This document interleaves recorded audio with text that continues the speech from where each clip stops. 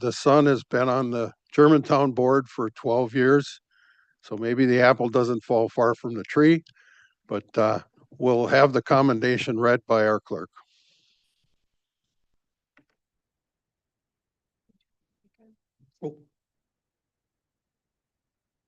Whereas Kenneth F. Miller spent his entire life in service to our nation, our county, and his community, making innumerable important contributions for the betterment of all with a desire to see Washington County succeed.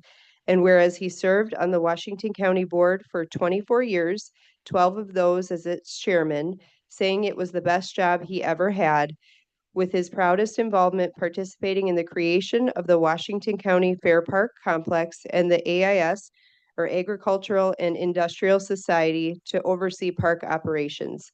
And whereas Kenneth F. Miller was also key in negotiating the Washington County Golf Course acquisition, showing once again his propensity for bringing people together and securing funding when spearheading projects in order to accomplish the board's goals and ensure proposed projects came to fruition.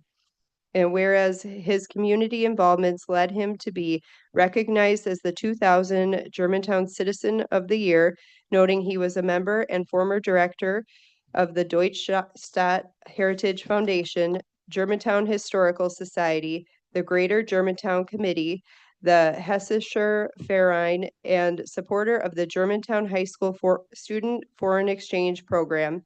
And whereas Kenneth F. Miller served in public office as a member of the Germantown Plan Commission, Board of Zoning Appeals, County Board Supervisor representing District 29 from 1982 to 2006, and on the Board of Directors of the Wisconsin Counties Association. And whereas Kenneth F. Miller's service to our nation included 42 years in the Wisconsin Army National Guard, where he was awarded a Legion of Merit and the Order of Mercury, and also 35 years with the U.S. Department of Defense. And whereas among his many accomplishments, he was a man of faith, serving on his church board as member and president, a 4-H project leader, and member of the Washington County Agricultural and Industrial Society Board of Directors. And whereas Kenneth F. Miller had an enduring commitment to the community, selflessly providing lasting and notable contributions, and lived the Founding Fathers' vision of constitutional freedom, for which Washington County is better today because of him. And now, therefore, we, Josh Schoeman, Washington County Executive, and Jeffrey Schleif, Washington County Board Chair, do hereby commend and offer our heartfelt appreciation on behalf of the County Board and citizens of our county for his generous contributions to our great community of Washington County.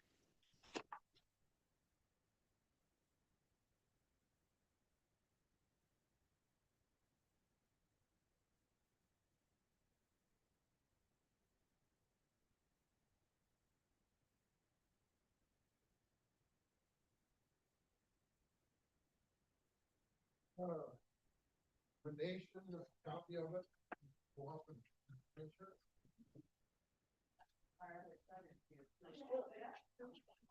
thank you.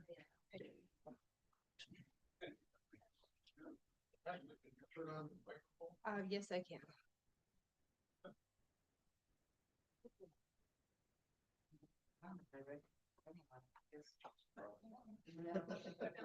Not from 20 years ago. Go stand in front of us.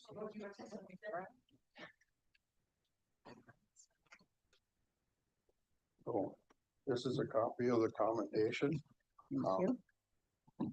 Gee, I couldn't believe all the things he did. A life of service. I mean, the people in this room know what service is, but that was over and above by a mile. So And he loved the county board. he'll be missed. So congratulations. I just, well, thank you. As I said, it was a long time coming. He struggled a long time, fought hard, but his body just couldn't anymore. Yeah. I just wanted to say that among the things you mentioned, there's so many initiatives he started that I forgot most of them. And one of them was the purchasing department. There was none before. And there was a lot of flack about that, but he persevered. And the other thing was the that development. Economic, Workforce development. Okay, Yes, yeah. that was his baby also. wow, And of course, the things you mentioned. And I was struck by the fact that you had the silent prayer because that also was something he started. I looked back and they didn't do this Pledge of Allegiance at one. That point, was so it. it's- That it's was him too, because interesting. he thought it was just necessary. Right, right. So thank you very much. Thank you. Thank you.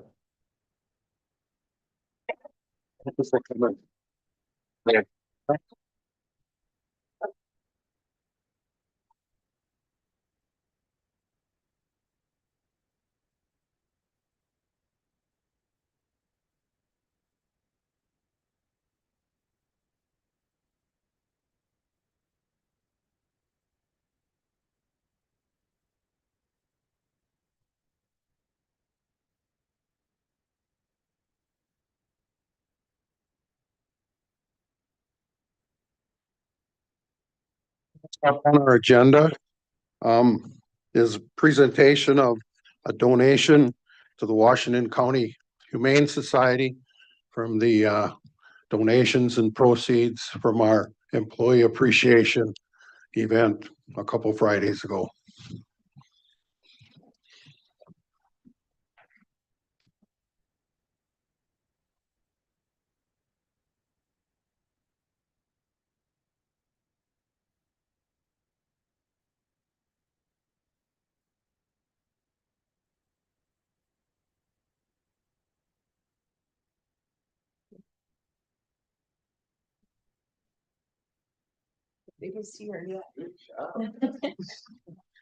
I have in my hand a big check.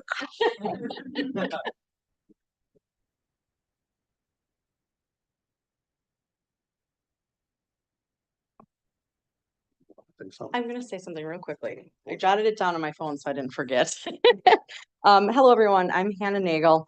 And on behalf of the Washington County Humane Society, I want to say thank you for this generous donation and for your continued commitment to the well-being of not only the people, but also the animals of Washington County.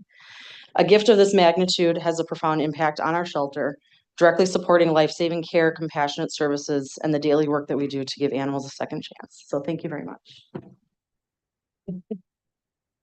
Thank you.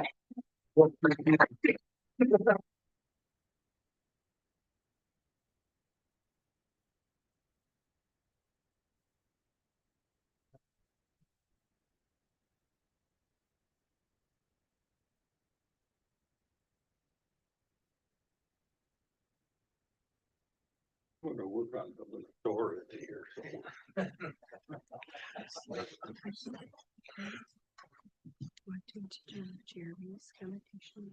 Sure. We're gonna skip forward a bit. Excuse me, Scott. The commendation of Jeremy Stevens on his retirement. Motion in a second, please. Supervisor Kelling, Supervisor Hartwig.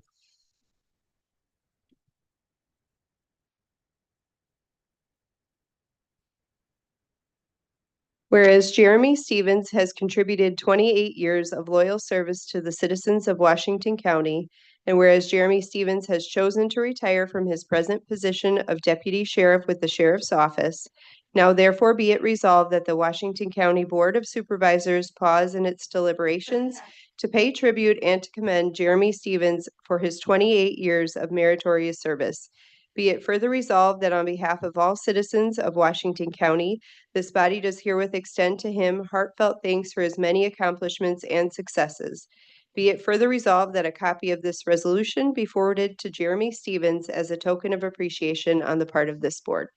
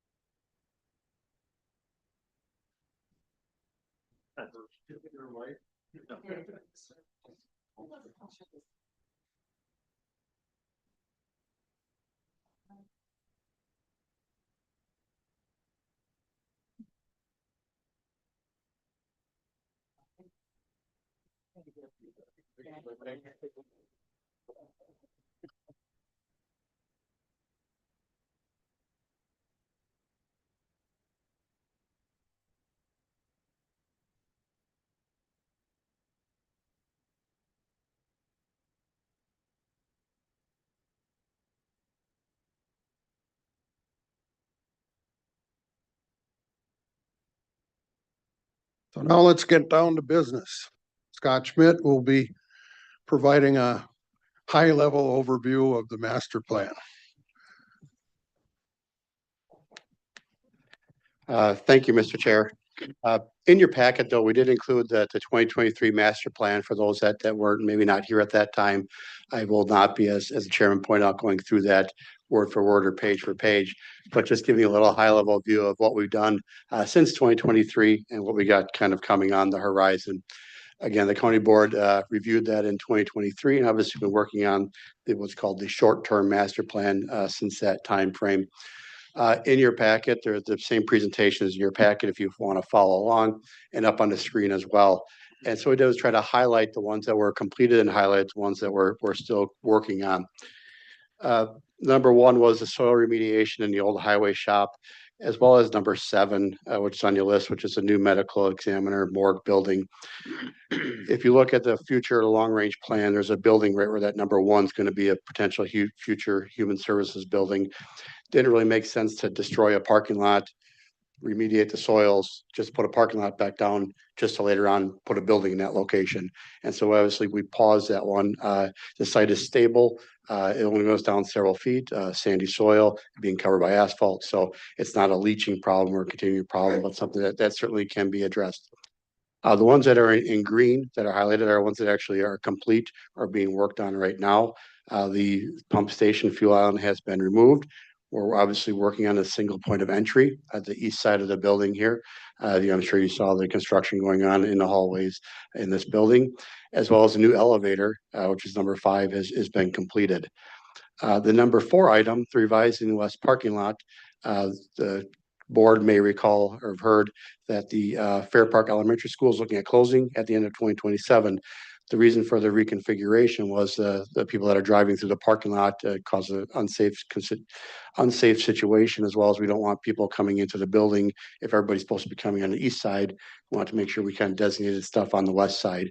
With Fair Park going away, there's no longer a need for item number 4 to be completed, in our opinion. And the only other one that's on the short-term master plan, which we have not worked on, was the Sheriff's Department locker room renovation. That is in a CIP, but it's in a future CIP, not within the next 5-year plan. So I think we've done a pretty good job of working on the short-term master plan in the last 2 to 3 years, and then having a plan for those other ones that are not on that list. With that, I'll jump right into the long-term master plan. I think we did a great job, and I got to really accommodate and really appreciate the department heads in this building, elected officials, really working hard when we looked at the future long-range plan and their space needs, and really coming down and really defining what they actually needed for space. Clerk of Courts did a great job of scanning in files, so we give space for a room and stuff. So I'll kind of go through that right now. So long-term master plan was in 3 different phases. The first phase was removing one of the cold storage units. I did have a conversation with the DOT today. They are looking at either in 28 or 29, removing that shed from that location, which would free up potential area for more parking. Schmidt Road, with our new configurations that we worked on with the current master plan, we really like that current location, so we don't need to spend the money to put a second driveway in, as well as that construction at northeast parking lot. If you go from the current entrance by the security by the Justice Center and go to the far parking lot, all the way up to the upper right-hand corner of that parking lot, that's further than the west entrance, all the way past Indiana. So you can imagine that's a long way to go. And when you look at the master plan, the amount of parking stalls that they have over there was just enormous. And we can right size that parking lot. You can imagine having a parking lot for literally 600 some cars. That was just a little bit of overkill. So we're going to right size that down, because once you put that pavement down, you got to maintain it into the future too. So we'll do some right sizing on that. The next phase then was to construct a human services building. That's number 4. Then relocate the human service employees into that building. And then obviously do some revisions on the western lot, again, not needed. The next phase was to actually take the people from this building, move them into the PAC, remodel this building. And once you got that done, then move the people back into this building from the PAC. And whether the staff liked it or not, we're actually doing that right now under construction. So we're able to, with that master plan that we worked on, be able to phase out the project in this building. And obviously, then other thing we don't have to do is the expansion, as I mentioned earlier, in addition onto this parking, addition onto this building, because we're able to right size our building and stuff. So we can avoid the costly thing of moving people across the street, remodeling and bringing them back. And the addition doesn't need to be done as well. And so obviously a lot of savings are being done as part of that process of really right sizing our building and our needs in this building. So really appreciate everybody's willingness to do that. So how does that leave us then? Well, realistically, again, that's pretty much my last slide. That leads us to what do we want to do with the human services building?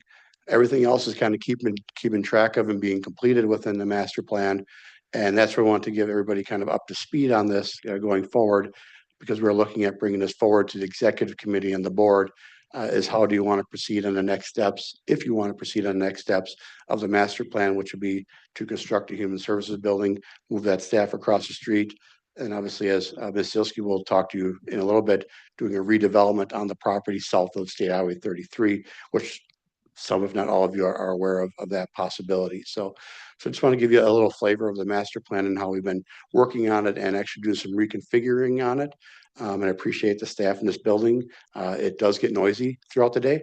As you can imagine, imagine if you're redoing your kitchen in your house. We're redoing plumbing and electrical work and everything while staff is still working in the building. So with that, certainly open up to any questions that you may have on the master plan and how we're progressing.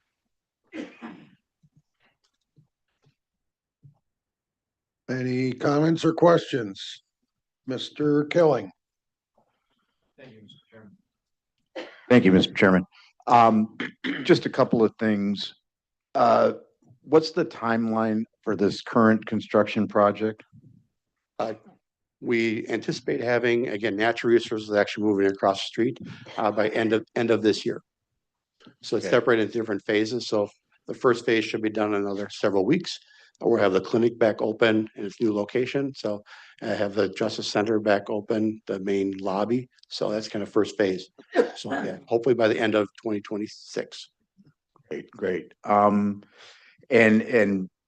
very commendable in looking at this project being sort of a living project, let's call it, where we can change and we can right size and we can downsize.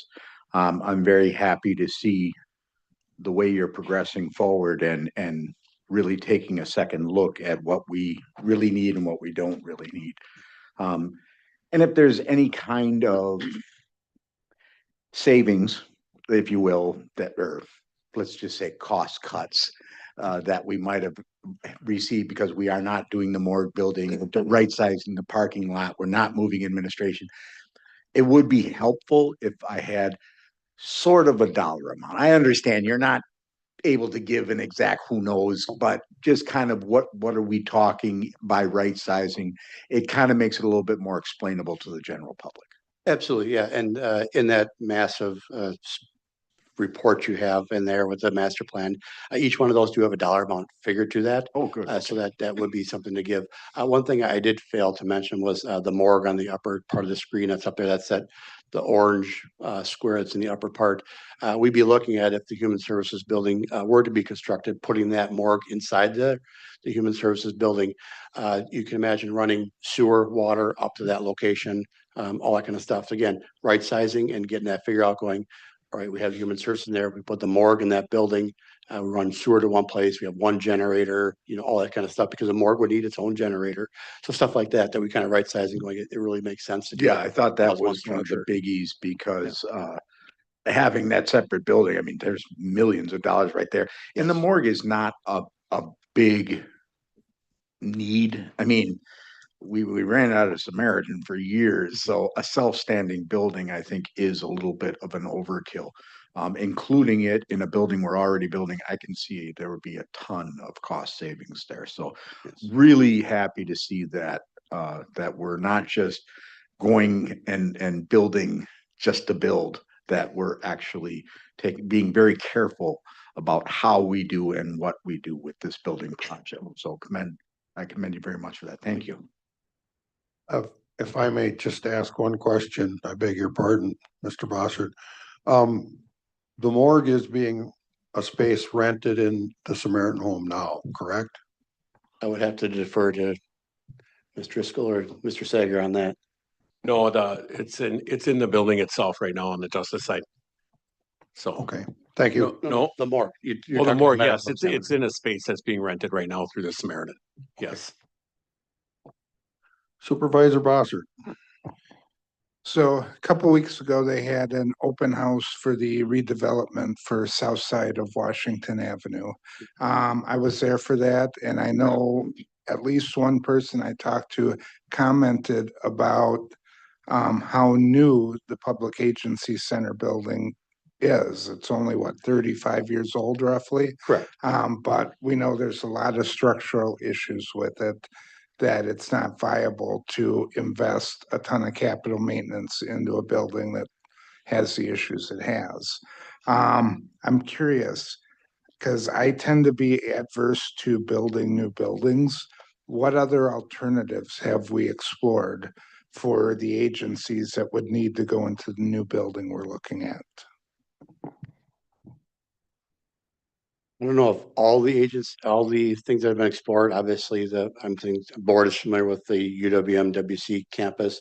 You know, we looked at that as a potential option. But it also comes down to philosophy of, and that's where we look at that one driveway going, when you come to Washington County to do business, you're doing it in one spot. You're coming in one driveway, whether you want to go to the sheriff, the justice center, the clerk, the register of deeds, or human services, vet services, you know where you're going. It's that one driveway, one location. Obviously, we'll have, you know, two different buildings for them to go in, but it's the value of that, saying this is our campus. This is where you want to do business in Washington County. It's right here. Versus potentially spreading out those different services. And I can assure you that they are looking at, and Julie and her team are looking at her services and how they're provided to the community to make sure they actually are provided, you know, properly, not just hidden in a corner somewhere or upstairs of a business downtown where the people can't get to, potentially don't have parking. So that's what I can speak to that as far as what I've been involved in. All right, thank you. And we're going to hear more in a minute from Deb Sealski, but there has been an analysis on return on investment, taking away the PAC building and putting developments there and what difference that makes to the tax rolls going forward. So that's also critical in our analysis. Anyone else wish to ask a question? Thank you, Scott. Thank you for your time. Our next item is the presentation of the county redevelopment corridor by Deb Sealski. Give me a second to connect this up.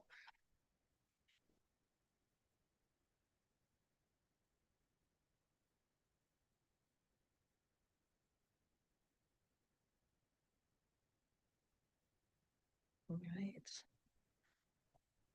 Well, good evening. So I'm going to provide an overview of the redevelopment corridor, but first, it's been a while since I've been to the county board talking about next gen housing, and I thought I'd give just a very brief refresh on next gen housing and some updated information for you before we get into the proposed plans. Some of you may have already seen this slide. Really talks about affordability and what's being built in Washington County and why we are doing next generation housing as a county. And you can see that, you know, although this information may be a bit old, it's 2024. I didn't have a chance to update it the last week, but just looking at a dual income family making about $25 an hour, which is very typical, manufacturing jobs in Hartford. They would be able to afford a home between $325,000 and $340,000. But what's being built in Washington County, which is on your right-hand side, is much more than that. We've got Maple Fields homes starting at $440,000 in the village of Jackson. In the city of Hartford, we have homes at Bridalwood starting at $400,000, Western Hills West, 355 to 490,000, village of Germantown. We have Heritage Park North, starting in the low 500,000, Village of Slinger, Cedar Creek Estates, 600,000 plus. So Next Gen Housing was really trying to fill that gap in that missing middle housing market. Also talking about the costs that have increased in the last 3 to 5 years. Costs of land has gone up over 30%. Construction costs almost 80%. Permit fees over 100%. The median home sale price in Washington County has increased by over 100,000 in the last 5 years, a staggering number, and yet another reason why we're doing next generation housing. The last slide I want to talk about with next gen housing in particular is the area on the right hand side. I know those numbers are not easy for you to see, but you can see the blue area. The blue area is really the demand in Washington County for housing. And those numbers are between 250,000 and 450,000. But yet the new construction that is being built in Washington County starts at about 350,000 and goes up to 650,000 and above. It's off the chart. So again, this displays a real disconnect between what the demand for housing is in our county and what is being built. There was a recent housing study that was done. It was mainly for the city of West Bend. And it was the third housing study that we've done for Next Gen Housing. The first one was in Hartford, then we did one in Germantown, and now this one was released for West Bend. But we do have some interesting statistics on absorption for all of Washington County. So the annual absorption potential for owner-occupied homes in Washington County is at least 425 units every year through 2030. And we have seen that the sales in Washington County are much faster and much more volume when the home sale prices are lower within that next gen housing price point, and that the homes that are currently being built at those higher price points are on the market longer and they're not being sold as many throughout about the years. And then we looked at the absorption within the city of West Bend, and this is very interesting and current information that's needed because there are other developments going in West Bend, so we wanted to take a look at that. The annual absorption potential for homes within the next gen housing price points is 114 units per year, and then for all owner occupied is 144 units. I wanted to get into the redevelopment corridor. This picture on the left is, the image on the left shows the full redevelopment corridor. And on the north boundary, that's the Synergy Ops Regal Holdings property. And there's 3 areas that are outlined in yellow. The area for next gen housing is just that east vertical portion, and I will show you a detailed image of that in a minute. Then just south of that, we're calling that the central site. That site is owned by Washington County. That's currently being farmed, leased out for farming. And then we have on the south side of Washington Street is the Public Agency Center site. So we have our north site, which is the Regal Holdings site, our central site, and then our south site is what we're calling them. So we started with the redevelopment of this started by creating a task force that met 4 times last year. The county clerk was actually the chair of the task force and gave a great presentation to the executive committee last October about the findings. We discussed the market conditions, historic data, the next gen housing, site conditions, community need, and then we had worked with Vanderwall and Associates to create 3 concept plans for these sites. And before I get into the concept plan detail, I just wanted to provide you with some images of what these types of homes could look like in this area. These are images of potential single-family homes that could be built within that next generation housing price point. And that would be your typical front garage loaded home. We're also proposing alley access homes, so rear loaded single family. And here's some images of what those homes could potentially look like. We're also proposing some duplexes. And those duplexes would likely have the alley access to them, so an alley loaded duplex. And then also some townhomes would also be incorporated. Not very many townhomes, but some townhomes would be also incorporated. And here are some images of what those could potentially look like. So let's talk about our sites. So the first one is our north site. Again, this is the Synergy Ops site, the Regal Holdings property. We are looking at about 50 units, mainly single-family homes, except that the strip of homes to the far right along Schmidt Road are proposed to be duplexes. That would be 22 units. We're also proposing access to the Eisenbahn State Trail via the off-street path throughout the all of Schmidt Road, the existing east alignment along the property, allowing access to the existing path that goes into Lac La Ronde. We have been working with the city of West Bend from the very beginning of the project. They were a part of the task force. The community development director for the city has been involved in the discussions. And we have been creating these concept plans, thinking about, what aligns with the city current zoning, what types of things in the city zoning may need to be amended to accommodate the next gen housing proposal. One of the things that we are still working through is the discussion on the buffer. So between the next gen housing development and the Synergy Ops property, the building, we are working on the buffer length between the homes and that property. The next site, this is our central site. We're proposing 47 units.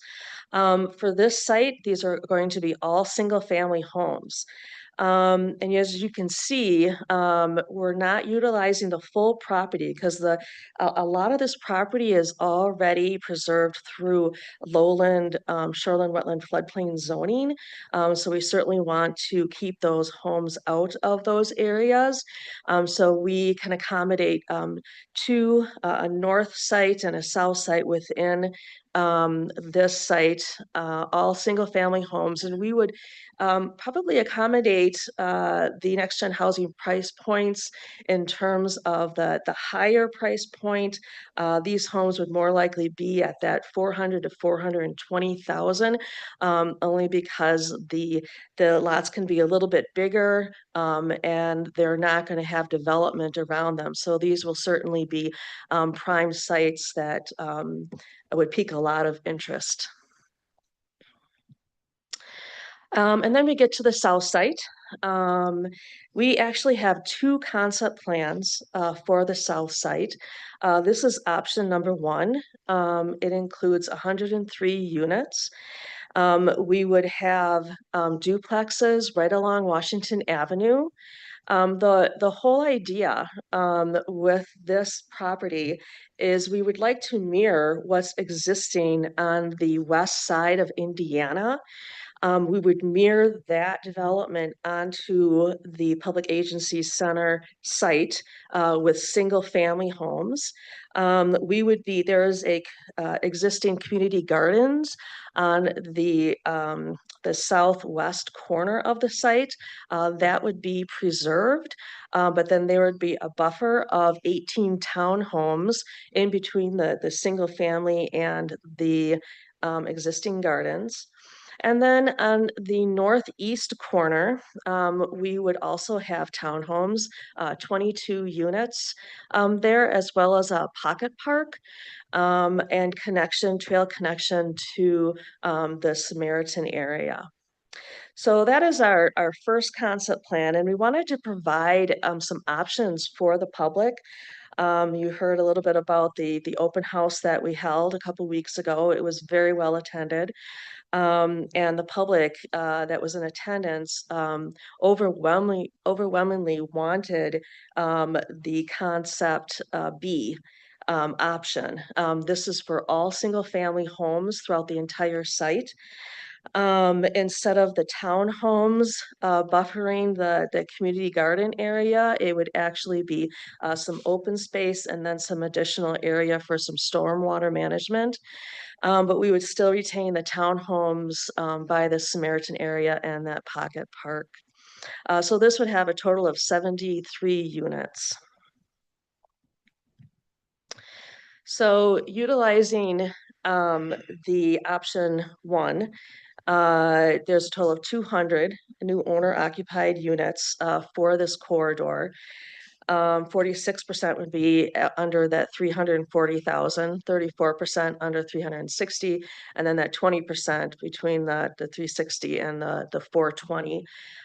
If we utilized option B, which is what the public really desired in the open house, we'd be looking at 170 new owner occupied units, but the percentages would likely be, excuse me, very similar. Excuse me. I did want to talk a little bit about the open house. So we had about 30 members of the public in attendance. That does not include the county staff, county board supervisors that were in attendance, as well as the city staff. It was very well attended. We had 10 individuals fill out a form just asking what their preferences were. And they did a ranking on each of the concept plans. So it was a scale of 1 to 10, where 1 indicated no support, and then a ranking of 10 indicating very supportive. And as you can see, the central site had the highest score of 8.5, and the lowest score was the alternate 1 of the south site. That we mainly heard from the public that they were not interested in the townhomes buffering the community gardens. They thought that the townhomes in existence, kitty corner to that, were enough. They were very interested in having that site all single family. Some of the other issues that arose in that discussion, residents were very concerned about the traffic issues in that busy intersection, Indiana and 33. We have been in conversation with the city. The city will require us to do a full traffic impact analysis on this site, as well as likely the other sites, and that will be something that we will be working with the engineering firm to complete. And then again, they certainly felt that the number of units in alternate 1 was too high, along with the townhomes. So that's a very brief overview of Next Gen Housing and the corridor. And I'm here if you have any questions. First, this was a PowerPoint presentation. It wasn't part of the packet. Can you make that available to us? Absolutely, I will. Thank you. Yes. Any questions? Supervisor Pridemore. Oh, Supervisor Schwab was first, sorry. Thank you, Mr. Chairman. Just a quick question with the closure or potential closure or imminent closure of Fair Park School. How would that align timing wise with the additional homes on the southeast corner of Indiana and 33? And might those kind of cancel each other out traffic wise? But potentially, yeah, and I've been talking to our engineering firm, SCH, about that. Not only do they need to consider the closing of Fair Park School, but also just the shifting of the county staff from one side of the street to the other side of the street as well. So those will certainly be factors that they will look at. As far as the timing goes, 2026 is all about nailing down the concept plans, working with the engineering firm, going through the city approvals, the comp plan amendment, their rezoning process, and the plating process. So we would anticipate that construction could begin in 2027. And I believe that the Fair Park School is going to be closing, is it May of 27, I believe? Is that Yes. correct? Yes. So it does align relatively well. Thank you. Supervisor Pridemore. I wanted to know if anybody had an opinion about the alleys. There was no negative opinion about the alleys. I think there was a lot of positive opinions about the fact that we were trying to mirror what was there on the west side of the street to our site. That was very positive, that we were trying to incorporate what's existing, the density of what's existing in the area on the site. So.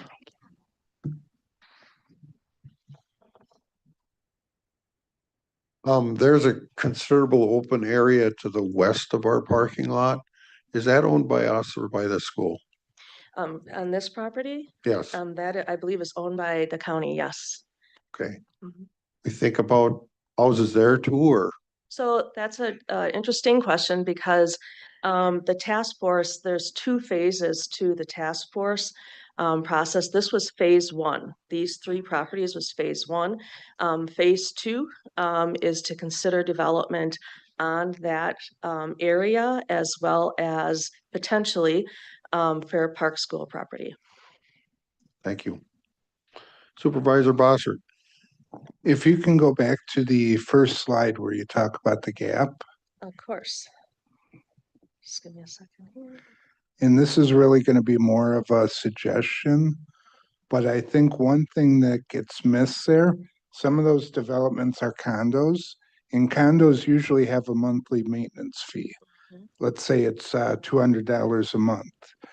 That effectively increases that gap because, let's say you buy a $300,000 condo, and then you have a $200 a month maintenance fee.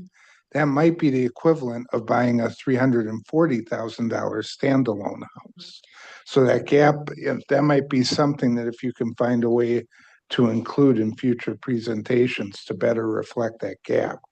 Absolutely, I can add that. And we also would, on the same thought is the HOA fees. Because single family subdivisions typically have HOAs and fees associated with them as well. That's what he means. And I don't think we have HOA fees in any of our next generation housing developments, right? We do. Oh, we do? we Okay. do. Yeah. Okay, so There then are common areas that need to be maintained. okay, all right, so then we'd have to include that as well on our side of that Yep, gap. I can So, include that. all right, thank you. I believe that the maintenance fee and the HOA fees are married together. Isn't it?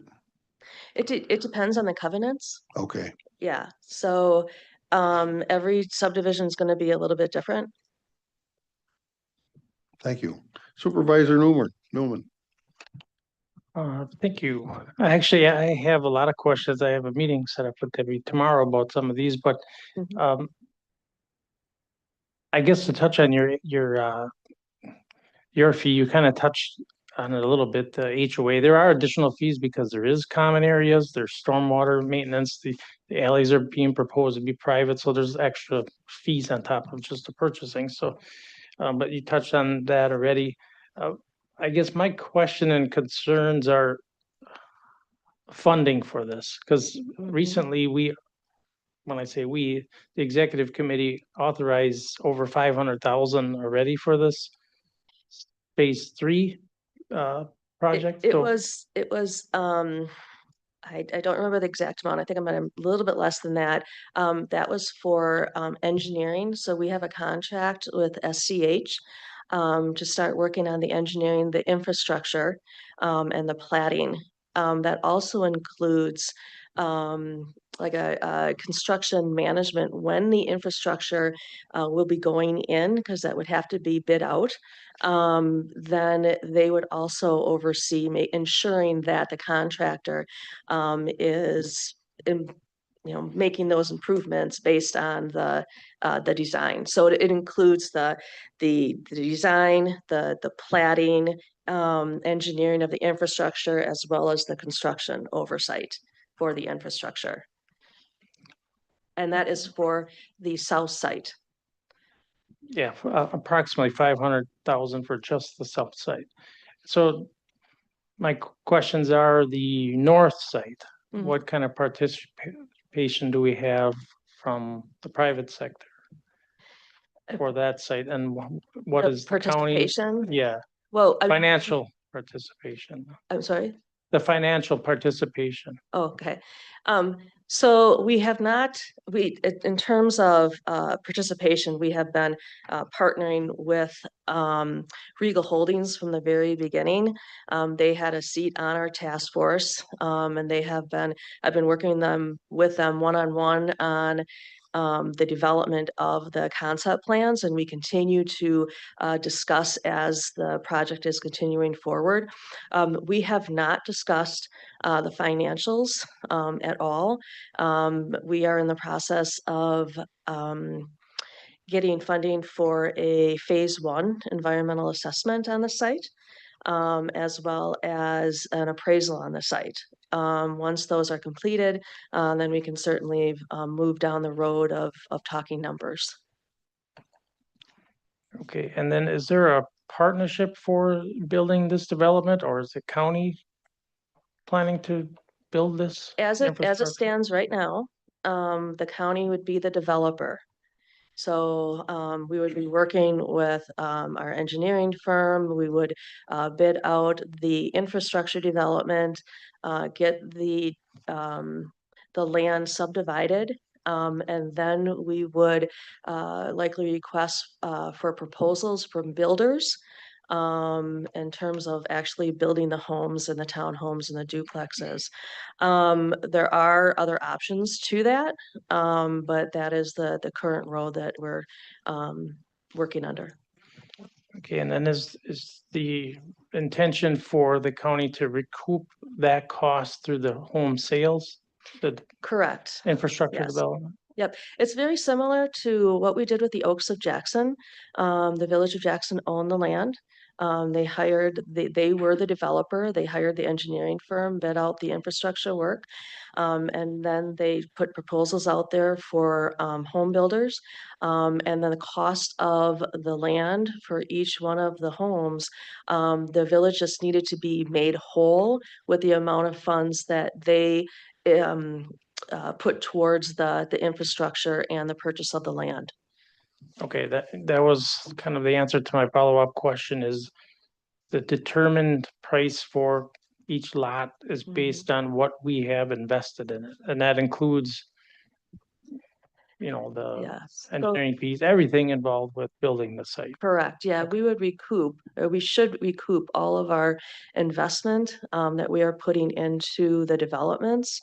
And what we created with the Village of Jackson when we first started Next Generation Housing, we realized that because these lots would be sold for under fair market value because, you know, the village of Jackson was not out to make a profit, just to be whole. But these lots could have been sold for much more in a private market environment. So we didn't want the new homeowners to be able to purchase the land, build the house, and then flip it immediately for a substantial profit. So we have established a deed restriction that is put on, and that is the difference between the sale price and the fair market value. And that is a deed restriction placed on the property. And then that home buyer earns that deed restriction over the first 5 years of home ownership. And if they sell that home, then a portion of that would come back to, well, it's going back to the village of Jackson since they were the developer. But we would do that same type of thing here with these sites. Okay, I'm almost done. So there was some concerns brought up when Next Gen Housing started about subsidized housing. That's why I'm asking the questions, because we own most of this land and that we are made whole, not subsidizing housing. Yeah, we are That's made kind of whole. what I was getting. So, Absolutely. okay, I'm done. Thank you. Supervisor McCulloch. Thank you, Mr. Chairman. So Deb, the question I have two questions for you. The first one is, what's ballpark the timeline for this project? Let's ballpark the project, just the south side, because that's what Fine. we've been focusing on. So we're working on as far as timing, ballparking the timing. Yeah. Okay. Start So, of construction. so this year we're doing the engineering, working with the engineering firm. We have to do a comprehensive plan amendment for the city, rezoning with the city, the preliminary and final plats with the city. We would need to put together contract documents to bid out the infrastructure. And that is all going to be done in 2026. And then we will hopefully get bids back at the end of 26. So we'll know what the exact cost of the infrastructure is going to be. And then in January of 27, we would know what the county would need to have to actually complete the infrastructure. So if we need to do any borrowing at that time, it would be January of 27. And then we would work with the contractor to do the infrastructure as soon as we can in the spring. Hopefully that would only take maybe 4 or 5 months. So we would be, during that time, we would be sending out a proposal for home builders. And then get contracts with them, figure out exactly where those which builder is going to be working on which homes, work through all of those details, and then start building homes hopefully in the fall of 27. So late spring of 28 by the time you have a constructed home. That sound about right? Depending how quick. Ballpark. Yeah, potentially it could be the end of 26 if we have a great spring and we're able to get a contractor to move. End of early. 26 or 27? 27. Sure. Yeah, 27. Sure. So that's If we- fine. So that's close enough for me. So then the second question I have is, on a constructed home, who's holding the paper on this when it's done? On a home that's completed, who's holding the paper? It's the homeowner. No, not a sold home, an unsold completed home. Oh, well, it depends on how we structure it. I mean, Right. there's 10,000 details that need to be worked out, but till we get to that point, but it should be the builder. So if we structure this like we structured the Village of Jackson, Oaks of Jackson development, it would be the home builders. The home builders are buying the lots at a discounted rate, and then they are building the homes. And then they get sold from the builder to the home buyer. Okay, that's what I wanted to have out here. That's what I thought. Yep. And that's what I want to make clear, because I don't want to be holding the paper for these homes. Right. A lot of things, can happen in 2 Mhm. years in business, and the world's moving really fast. So, and there's a lot of, in my opinion, there's a lot of headwinds in the next 2 years and a lot of bad trends. So I like what we've done so far, but as I've commented before, I want a really short leash on this, and I don't want the county to be holding the paper on this. Mhm. So the risk should belong to somebody else. I'm doing them a favor. They're gonna get a great rate on a lot. But at the end of the day, they're gonna hold the risk, not the taxpayer. Right. Okay, thank you. Supervisor Gallitz. Thank you, Chair. Ms. Hilsky, so earlier you mentioned that the county's investment would or should be recouped. So maybe similar to Supervisor McKellick's question about who's going to hold the bag. So what potential risk could there be to the county of any investment? And then what safeguards would be in place to mitigate any potential losses or whatever term you want to call it? That is a good question. I think that is something that we will have to work through. I mean, there are other options, there are other ideas. We could, instead of the county being the developer on this, we could put a request for proposals out there for developers and then work with developers to develop according to or very close to our concept plans, working with our engineering firm to ensure that the development is what the county would like for next gen housing. So we do have some other options that we could toss around. We're in the very early stages of this development. So I don't necessarily have all the answers, but we will certainly be looking at every one of those issues as we move forward. Understood. We're new at this, but as you mentioned, it was, I guess, mirror what Jackson was doing, so they presumably learn Mhm. throughout their process. And then knowing that, whom would take on that role as developer? That be you and your office? I believe it would be, yes. And you guys have the capacity for that?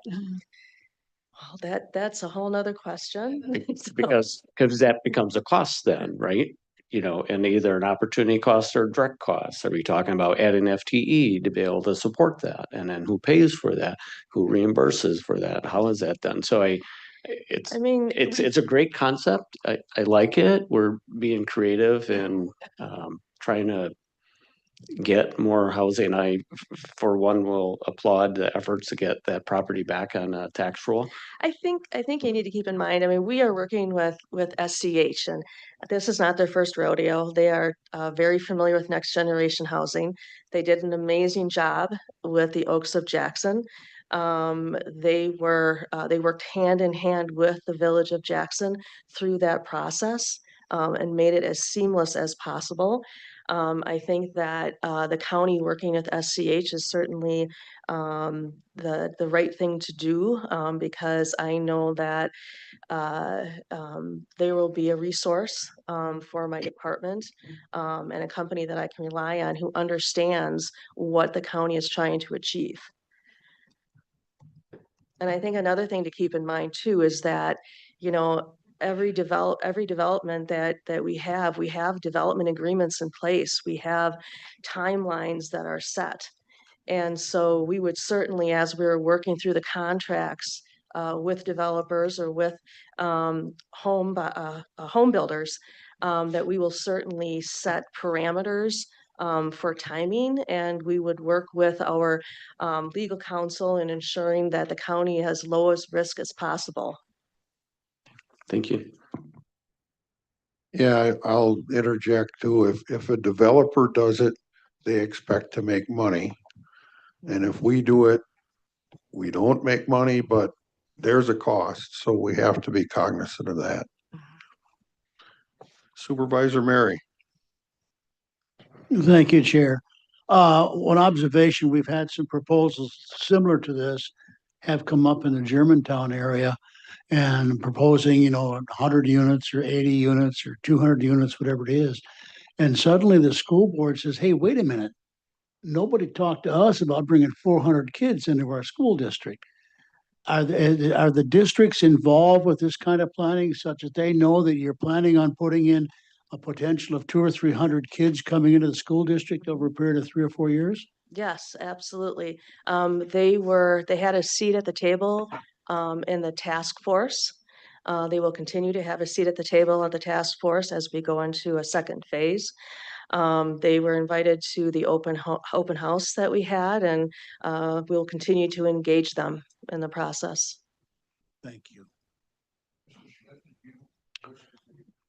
Just a quick point of clarification with the schedule that was asked earlier. To accomplish the work on the south side of the street, you obviously have to build a new building first for human services and move them over there before the PAC is torn down and something built on that site. So we obviously have not gone to committees or board yet for funding of that architectural services or even funding of the building.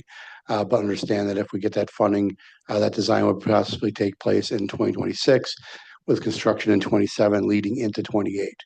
So just to give you a flavor for that. So Yeah. so we wouldn't be able to move out of the PAC until probably the end of 28 or so. So just want to make sure when we're talking about scheduling, that's part of the process as well. Yeah, I appreciate you saying that, Scott.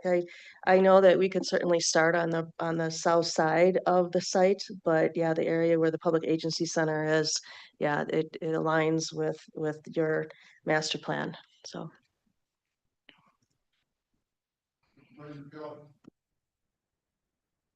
Thank you, Mr. Chairman. Mr. Chairman, I think that Supervisor McCoolick brings up some great points and Supervisor Gallitz as well. On one side of the ledger, the possibilities of things going bad and certainly recouping losses, taxpayer funds. But I'd like to speak to the other side of the ledger. And that is, one, we have experience. We've done this and it was quite successful. So I think that's a great thing. The houses that we're building, as we've seen from the graphs, are very much in demand at that price point. And nobody else can match that price point because we're not doing it for profit. So this is really good for potentially moving in new employees into our area to cover the jobs that we are very short. Just went through Hartford today, and boy, they all got signs out there looking for people, but there's no housing, no affordable housing for $20 to $25 an hour jobs. So I think this is a very important point that we need to keep track of. There's a lot of good things on that side of the ledger. So while we try to mitigate risk, let's not focus on risk. Let's also make sure that our job is to promote growth, vitality, making sure that our employers have employees. And without growth, we have taxes that just get raised or more cuts. So all these things, I believe, are an important part of this conversation. And for myself, I believe that the risk is minimal compared to the positive side of the ledger. So thank you.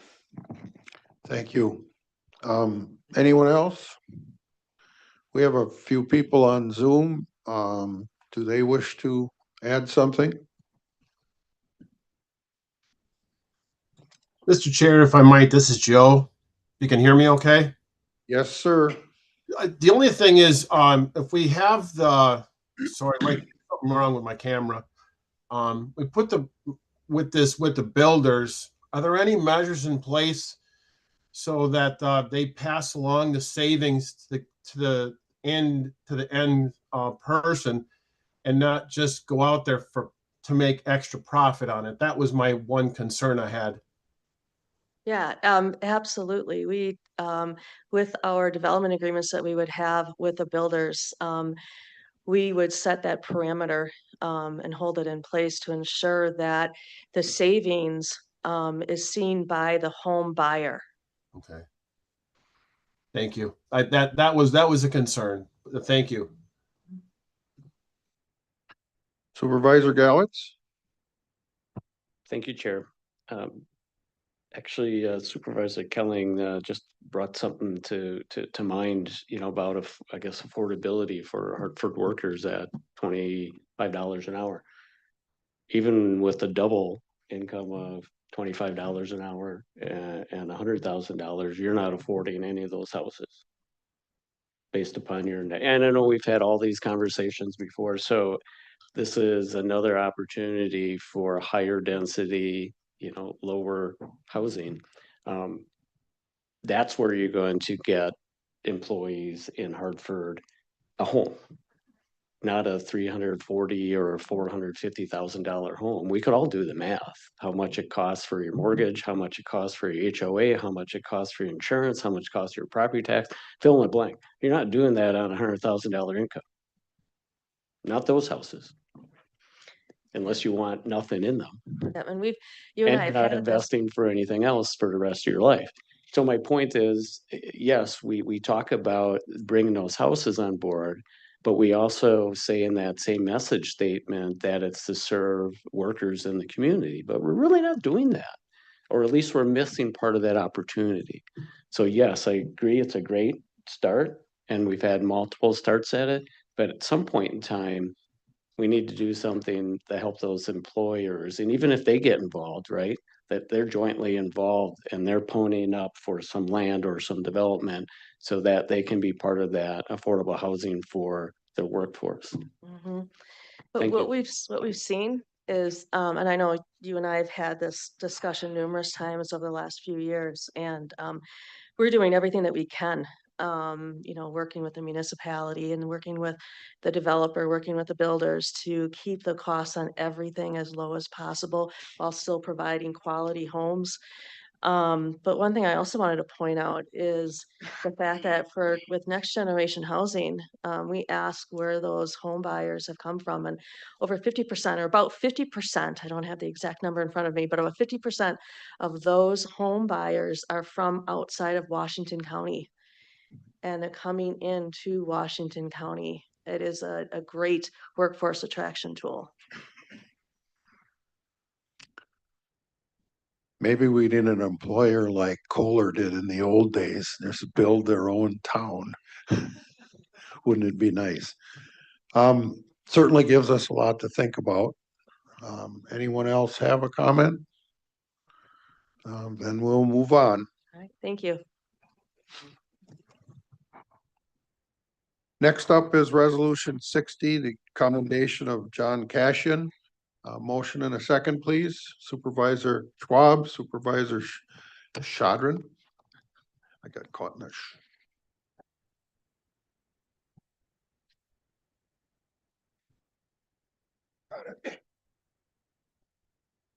Whereas John Cashion has contributed 25 years of loyal service to the citizens of Washington County, and whereas John Cashion has chosen to retire from his present position of Corrections Officer with the Sheriff's Office, now therefore be it resolved that the Washington County Board of Supervisors pause in its deliberations to pay tribute and to commend John Cashion for his 25 years of meritorious service. Be it further resolved that on behalf of all citizens of Washington County, this body does herewith extend to him heartfelt thanks for his many accomplishments and successes. Be it further resolved that a copy of this resolution be forwarded to John Cashion as a token of appreciation on the part of this board.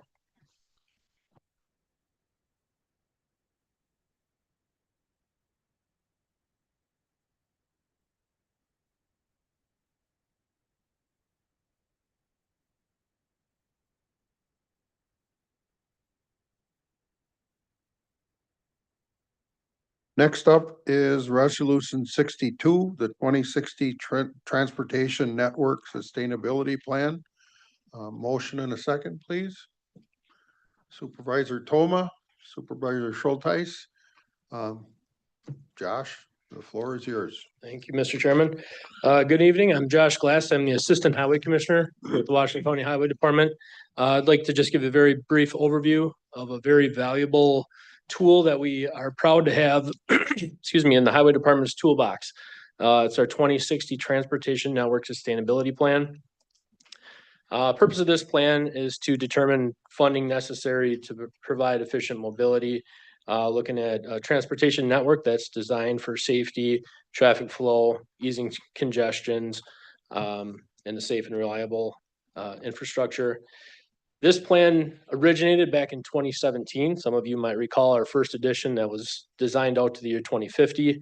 Back in 2017, we began that development. It was approved by resolution in 2018.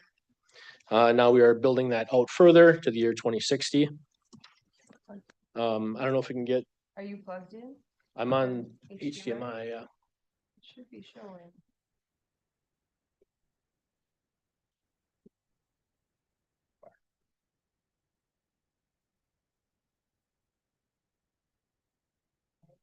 There we go. Thank you. Here's just a quick visuals on the three different versions of our editions of our plan here. 2018, we did an update in 2019, and here we are in 2026. Key elements of this plan gets into just an introductory and purpose of a little bit about the highway system in general, county highway system. Talks about jurisdictional transfers, takes into account roads that we've gained and lost over the years. We get into the maintenance and related expenses for maintenance, factoring in inflation. We talk about best practices, crack filling, chip sealing, resurfacing, reconstruction. We get into the average annual funding necessary to keep this thing moving forward. We also take into account the 2050 regional transportation plan and if we would be adding or reducing roadways in the future. Couple of the main factors that go into the plan here, of course, always number one is improving safety. We work very closely with the GIS department and Mike Vandersand, and in that department, he develops his accident severity map for us every few years. That's a big driving factor in some of the roads that we rebuild or reconstruct in the name of safety. We also, many of you might be familiar with our intersection and roadway safety analyses. So the things that are identified in those plans also factor in and slide up on our schedule. Roads that need to be improved from those standpoints.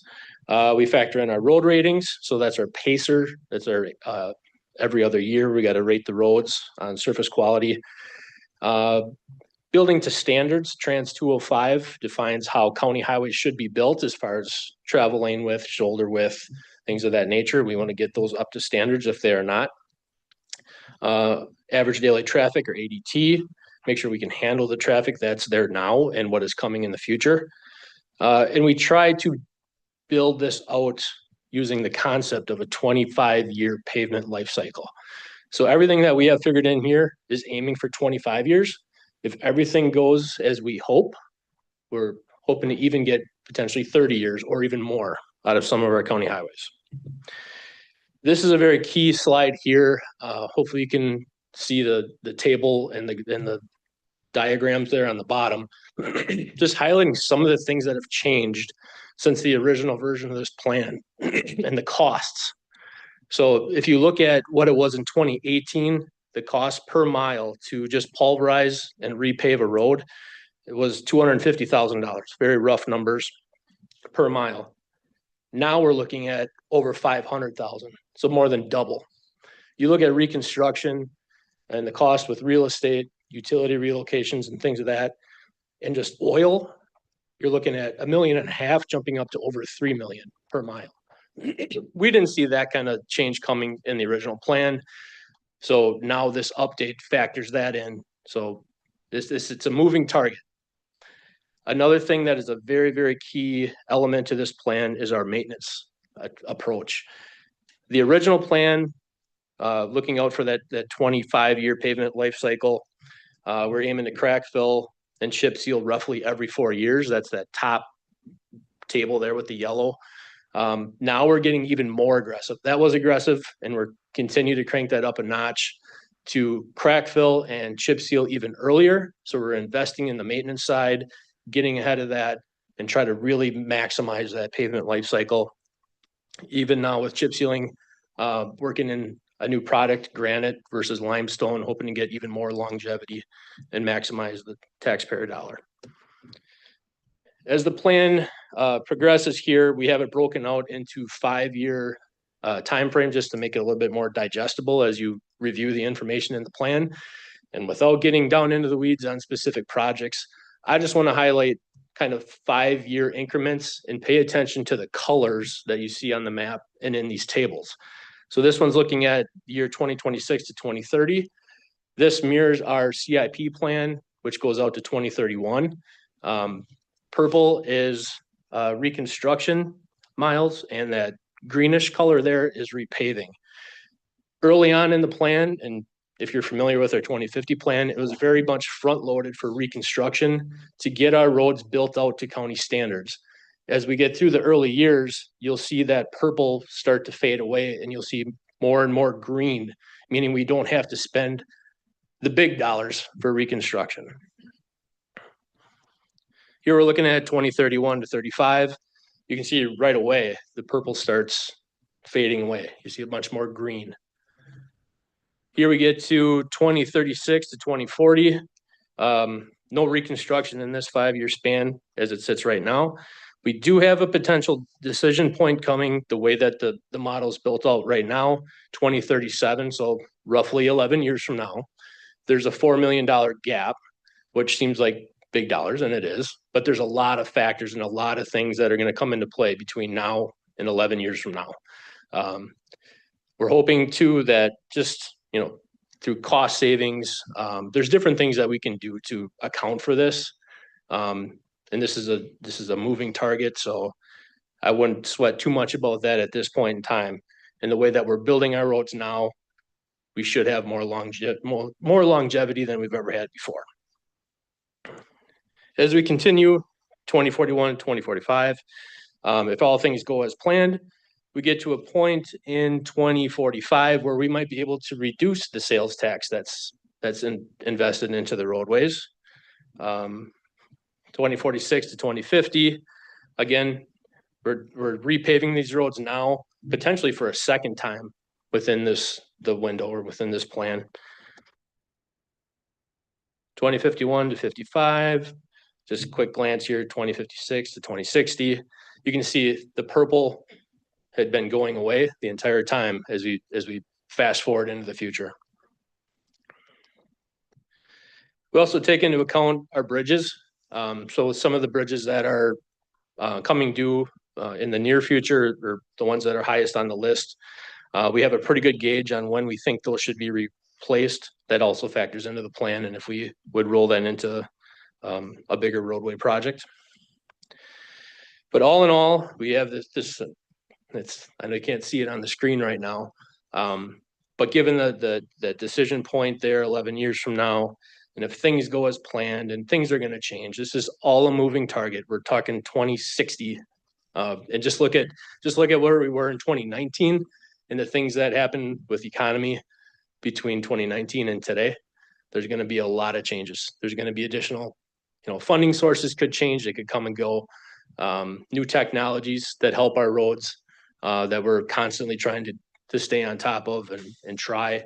But all in all, as we get to the year 2060, the way the math comes out, we would be just over $1 million ahead in the year 2060, the way it's all panned out.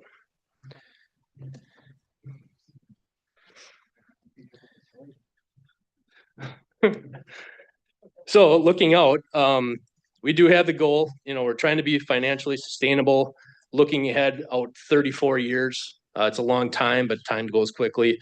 It's very important for us to be on top of things financially in the short term as well as the distant future. I think that everybody and taxpayers are all going to benefit just being conscious from that perspective.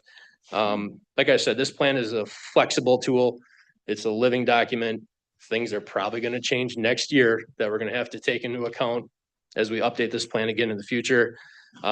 Fortunately, Scott and I, as we came to the highway department in 2015, we were fortunate to inherit a county highway system that was in good shape with good leadership, good decision makers. And we appreciate that support and that support moving forward. So looking for just an approval through the resolution to have your support moving forward with our plan. So thank you for your support. Questions or comments?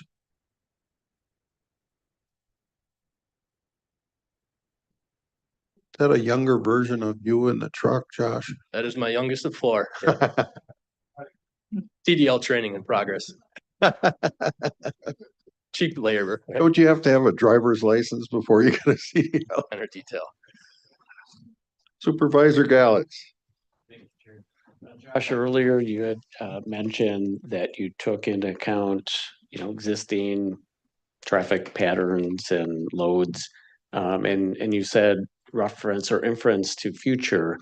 So is that looking at, projected growth within Washington County, whether it be residential, whether it be commercial, industrial, hopefully even ag and the equipment that's going to be on the roads and. Absolutely. You can just see, you mentioned ag. Look at the way that ag's changed. Look at the size of implements out there today. We've already started building roads a little bit differently. If we know there's a called a mega farm, big farm in the area, we might use a different asphalt mix, build it wider paved shoulders to support physical infrastructure that can actually support changing conditions such as that. We look at, we take into account land uses, just agricultural areas. We got the manure hauling in some areas of the county there that's very intense. That's hard on the roads. All of that, best we can to incorporate all of that. Thank you. And there just occurred to me, a few years ago, we had some pain points with S&W. And are there any other pain points like that within the county that are being addressed in this proposal? So to eliminate some of those high accident rate areas, et cetera. Yes, absolutely. As I mentioned, we have our intersection safety plan and our roadway safety plan. If you're on the Public Works Committee is familiar with that, we just presented those in the last year or the last few months. So if we see a high, if we have two roads that we're contemplating, fixing or repaving or reconstructing, and we know one has a higher safety issue or higher crash rate or crash numbers or crash severity, that's going to get the nod versus the other one. We also take into account other projects that are going on at the local level, at the state level. The DOT often can dictate when we get funding, if there's state or federal funding involved with that. They control which years we might get that. So that's another factor that's going to come in as we move forward as well. Anyone else wish to comment or question? There being none, we'll vote electronically on this. It's a simple majority vote.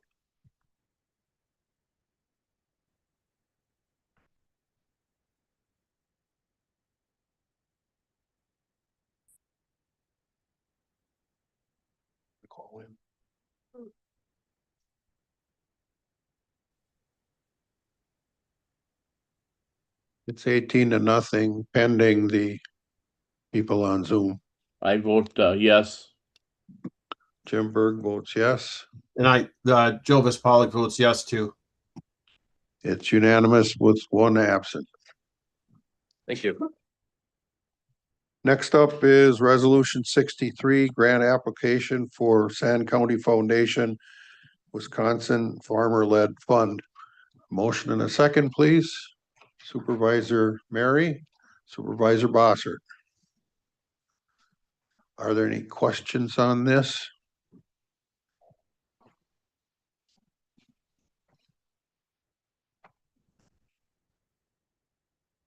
There being none, we'll vote electronically. This is a 2/3 majority vote required.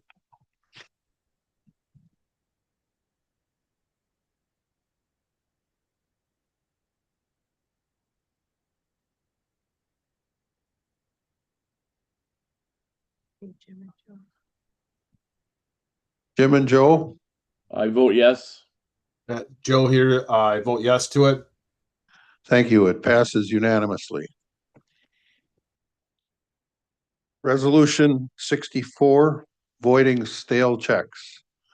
Moved by Supervisor Schultheis, second by Supervisor Marietta Bailey.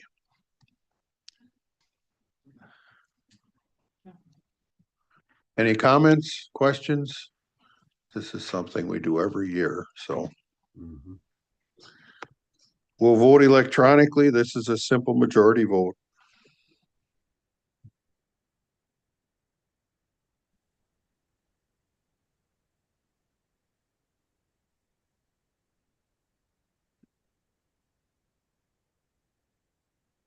Jim and Joe? Yes. Yes. Passes unanimously.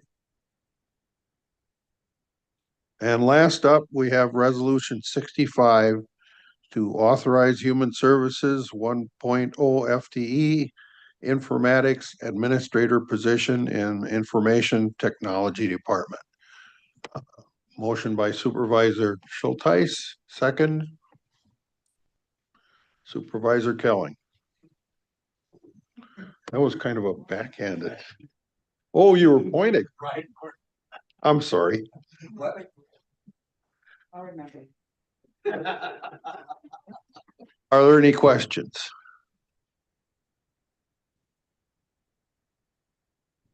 There being none, this is also a 2/3 majority required. Oh, Supervisor Conrad. Thank you, Chair. Sorry, I just want clarification. Was this in our past budget? This is new, correct? I'm curious where these funds are coming from. We had some, very, thorough discussions on our last budget and putting, some safety concerns and things in the sheriff's department aside on hold, and now we have an IT position in front of us for $100,000 with, I see some of these skills too that, I had as a clinical nurse specialist, and several of my peers, you don't maybe necessarily need a particular role for this. I see this as a nicety right now, not necessarily a necessity. We don't have an electronic health record. So I would like a little more why behind this and why now. I believe And- Julie has an answer for that. Thank Sure. you. Yes, thank you. So this is a position that has been on our, wish list for a number of years.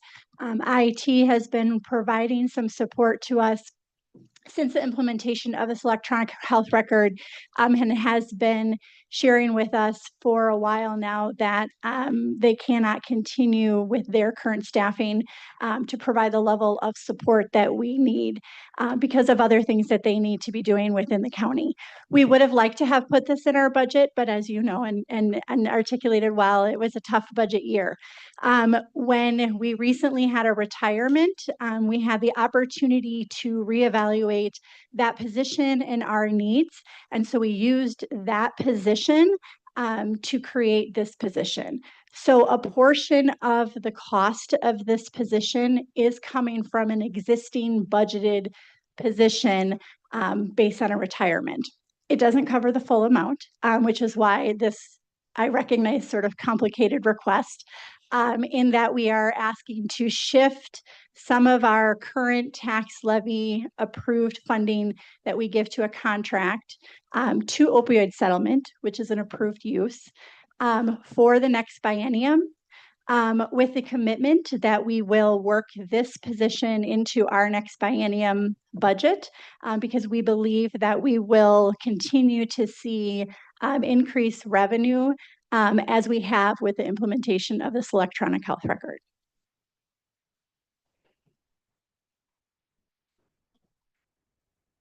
Supervisor Bossert. Thank you, Mr. Chair. To Supervisor Conrad's point, we did discuss this extensively at our Human Services Committee meeting last month. These very same questions. In the end, we felt satisfied with the answers and unanimously voted to pass it out of committee to the full board. I would encourage everybody to support this. This is an initiative we need to fund to give proper support. It's a case where we spend $1, but we get $2, $3, or $4 back for every dollar we spend. So I would encourage everybody to vote for it. Thank you. Supervisor Gallitz. Thank you, Chair. If I could add to Supervisor Bosser's comment, and Ms. Driscoll, correct me if I'm wrong, we previously had a contract with an outside consultant, which I believe when we can bring that knowledge in-house, it serves us better. One, we can learn and train from one another and skill up. And I think that's the expectation that this expertise would bring, of that knowledge of the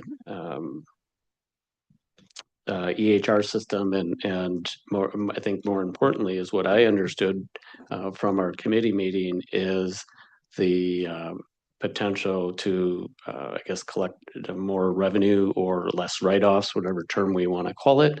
And I see it as, in essence, paying for itself. So I think what we all have to do is hold ourselves accountable, and presumably that would be the Health and Human Service Committee a year from now, 2 years from now, and ask that question. So how did this position do? Did it recoup? And how much did it recoup? And is it paying for itself? So I'm in favor of it, and again, for all the reasons I said and others stated, but the burden is upon us to hold ourselves accountable. Very good comments. And I totally respect all the work that the committee did on this.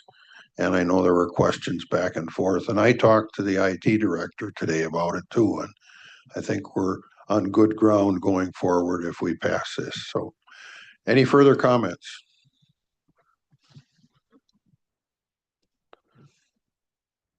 This also requires a 2/3 vote. Oh, Supervisor Conrad, sorry. Yeah, thank you. Just, I appreciate the additional insight, and to Supervisor Gallett's points. So do we have a plan in place to map out the return on investment for this role? So we have been working on a number of initiatives for a number of years. Our revenue has increased exponentially since the implementation of this electronic health record. Our budget has increased slightly over the last several years, but our tax levy has reduced significantly. And that is in 100% connection to the work that we've done in this electronic health record through productivity planning, through revenue mapping. Right now, we're starting the work and the process of looking at what these write-offs are all about and why we're writing off. We don't really write it off in the way that we come to you and write it off, but we bill it and we don't receive it. But what is complicated about this system is while we have a lot of clinical folks who know the clinical portions of the electronic health record, the IT part of this system and what goes in and how you get that information out is not our area of expertise. And so we do need someone to come in and help us do that. IT, the department has been really great, but again, they're feeling very tapped with the other initiatives that are going on within the county. All right. Yes, thank you. Yeah, and to reflecting on that bigger picture, it is challenging to, for hospitals to recoup their proper amount of money truly from electronic health record, and it truly is a lot of the design and updating that design on a continual basis. So thank you. Yes, I will be voting in support of this. Thank you. Any further comments? There being none, we'll vote electronically.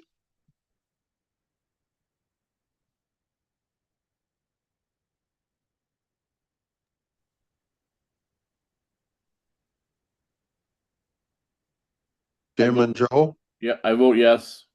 Yeah, Joe here, yes to it too. Thank you. It passes unanimously. Our next meeting is March 11th, 2026. Thank you all for your service, for your patience and attention tonight. This meeting's adjourned.